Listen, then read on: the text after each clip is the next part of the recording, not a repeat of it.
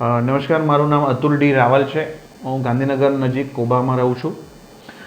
Ahmedabad કોર્પોરેશનમાં as a teacher હું service કરું છું. આ મારી વાઈફ જિગીશા રાવલ છે. છેલ્લા 1 વર્ષથી એને પગના પાછળના ભાગમાં બહુ દુખાવો થતો હતો.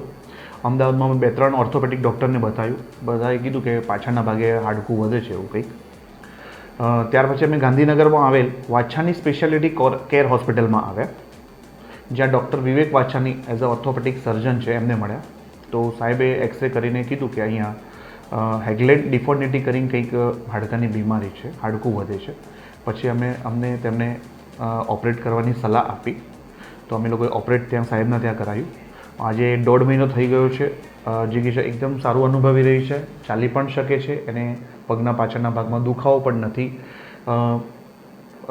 હોસ્પિટલનો સમગ્ર સ્ટાફ ખૂબ જ કોઓપરેટિવ છે. ઓપરેશન દરમિયાન અમને ખૂબ જ સપોર્ટ કરેલો છે તમામ સ્ટાફે.